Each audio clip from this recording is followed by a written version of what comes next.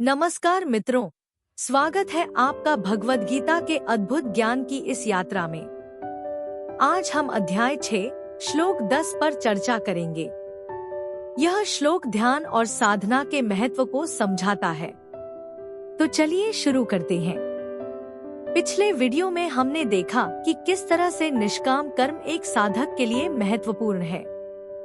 श्री कृष्ण यहाँ बता रहे हैं कि जो साधक ध्यान में स्थिर है वह बाहरी आकर्षणों से मुक्त होकर आत्मा में लीन रहता है। हम लेके आए हैं आपके लिए एक खास ऑफर। अधिक जानकारी के लिए बने रहे हमारे साथ। श्री हरि बोलो। ग्रंथराज श्रीमद् भगवद गीता जी की जय। श्री परमात्मने नमः। गीता सुगीता कर्तव्या किमन्यः शास्त्र विस्तरया या स्वयं पद्म नाभस्य मुख पद्माद्विनीयः श्रिता।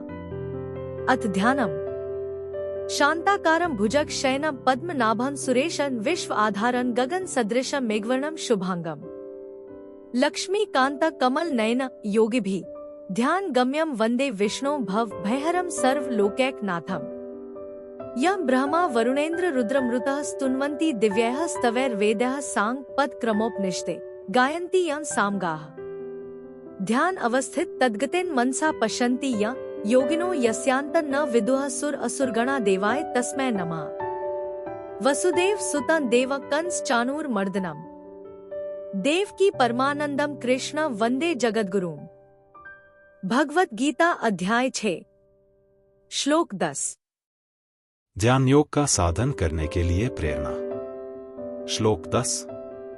योगी युंजीत सततमात्मान रहसी स्थितः एकाकी यत् चित्तात्मा निराशीर परिग्रह।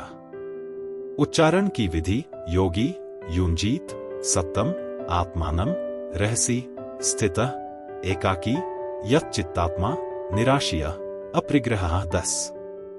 शब्दार्थ। यत् चित्तात्मा अर्थात मन और इंद्रियों सहित शरीर को वश में रखने वाला, निराशीय अर्थात आशारहित और अप्रिग्रहः अर्थात संग्रहरहित। योगी अर्थात योगी, एकाकी अर्थात अकेला ही, रहसी अर्थात एकांत स्थान में, स्थितः अर्थात स्थित होकर, आत्मानम अर्थात आत्मा को, सत्तम अर्थात निरंतर, परमात्मा में, युंजीत अर्थात लगावे। अर्थ। मन और इंद्रियों सहित शरीर को वश में रखने वाला, आशारहित और संग्रहरहित योगी अकेला ही एकांत स्थान में स्थित होकर आत्मा को निरंतर परमात्मा में लगावे। 10। व्याख्या। 5वें अध्याय के 27वें 28वें श्लोकों में जिस ध्यान योग का संक्षेप से वर्णन किया था, अब यहाँ उसी का विस्तार से वर्णन कर रहे हैं। युज समाधो धातु से जो योग शब्द बनता है, जिसका अर्थ चित्त वृत्तियों का निरोध करना है, उस योग का वर्णन यहाँ 10वें श्लोक से आरंभ करते हैं। एक योगश्चित्त वृत्ति निरोध पातंजल योग दर्शन 1। 2। अप्रिग्रह चित्त वृत्तियों के निरोध रूप योग का साधन संसार मात्र से विमुख होकर और केवल परमात्मा के सम्मुख होकर किया जाता है। अतः उसके लिए पहला साधन बताते हैं अप्रिग्रह, अर्थात अपने लिए सुख बुद्धि से कुछ भी संग्रह न करे। कारण कि अपने सुख के लिए भोग और संग्रह करने से उसमें मन का खिंचाव रहेगा, जिससे साधक का मन ध्यान में नहीं लगेगा। अतः ध्यान योग के साधक के लिए अप्रिग्रह होना जरूरी है। निराशीय। 2 पहले अप्रिग्रह पद से बाहर के भोग पदार्थों का त्याग बताया, अब निराशीय पद से भीतर की भोग और संग्रह की इच्छा का त्याग करने के लिए कहते हैं। 2 फीट आशीष नाम इच्छा का है और निस नाम रहित होने का है। अतः निराशीय का अर्थ हुआ इच्छा से रहित होना। तात्पर्य यह है कि भीतर में किसी भी भोग को भोग बुद्धि से भोगने की इच्छा, कामना, आशा न रखे। कारण कि मन में उत्पत्ति विनाशशील पदार्थों का महत्व, आशा, कामना परमात्म प्राप्ति में महान बाधक है। अतः इसमें साधक को सावधान रहना चाहिए। यत् चित्तात्मा बाहर से अपने सुख के लिए पदार्थ और संग्रह का त्याग तथा भीतर से उनकी कामना आशा का त्याग होने पर भी अंतःकरण आदि में नया राग होने की संभावना रहती है।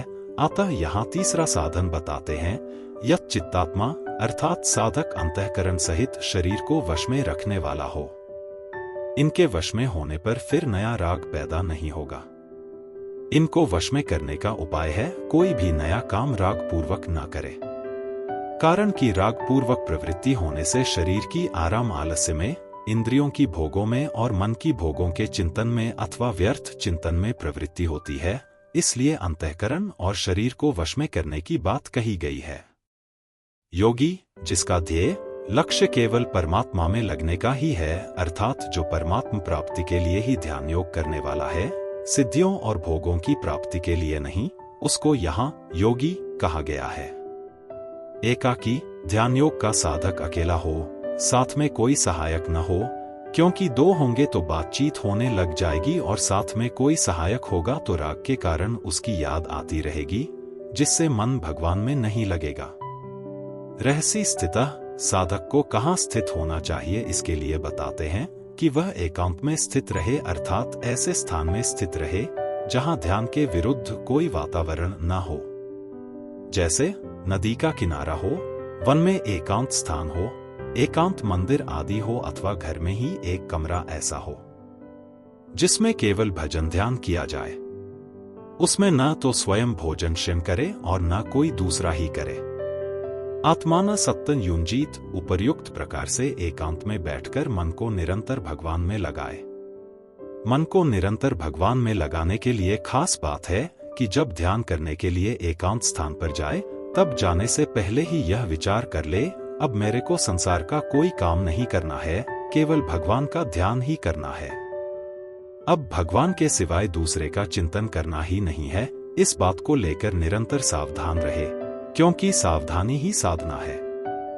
साधक के लिए इस बात की बड़ी आवश्यकता है कि वह ध्यान के समय तो भगवान के चिंतन में तत्परता पूर्वक लगा रहे, व्यवहार के समय भी निर्लिप्त रहते हुए भगवान का चिंतन करता रहे, क्योंकि व्यवहार के समय भगवान का चिंतन न होने से संसार में लिप्तता अधिक होती है।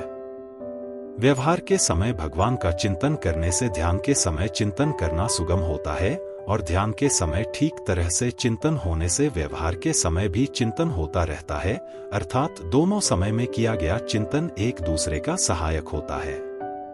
तात्पर्य है कि साधक का साधकना हर समय जागृत रहे। वह संसार में तो भगवान को मिलाए, पर भगवान में संसार को न मिलाए, अर्थात सांसारिक कार्य करते समय भी भगवत स्मरण करता रहे। यदि ध्यान के लिए बैठते समय साधक अमुक काम करना है, इतना लेना है, इतना देना है, अमुक जगह जाना है, अमुक से मिलना है आदि कार्यों को मन में जमा रखेगा, अर्थात मन में इनका संकल्प करेगा, तो उसका मन भगवान के ध्यान में नहीं लगेगा।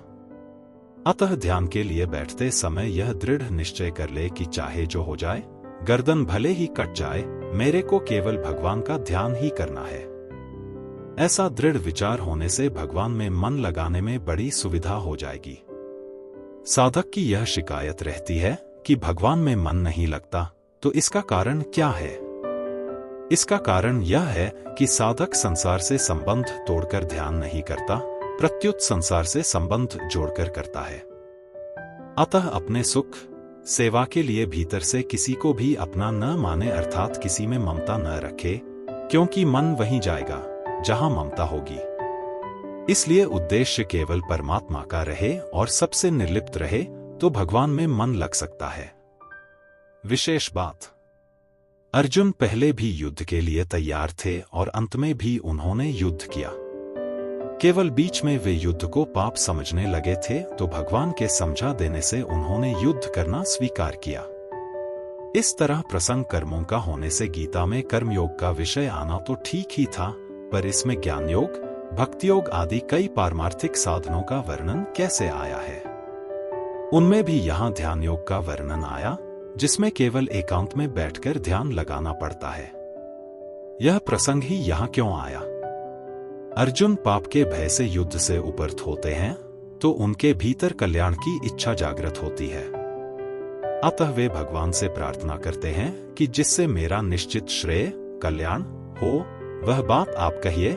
दूसरे अध्याय का 7वां, तीसरे अध्याय का 2 और 5वें अध्याय का 1 श्लोक। इस पर भगवान को श्रेय करने वाले जितने मार्ग हैं, वे सब बताने पड़े। उनमें दान, यज्ञ, तप, वेदाध्ययन, प्राणायाम, ध्यान योग, हठ योग, लय योग आदि को कहना भी कर्तव्य हो जाता है।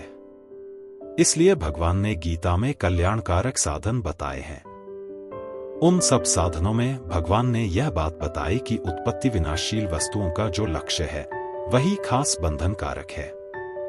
अगर साधक का लक्ष्य केवल परमात्मा का है तो फिर उसके सामने कोई भी कर्तव्य कर्म आ जाए उसको संभाव से करना चाहिए।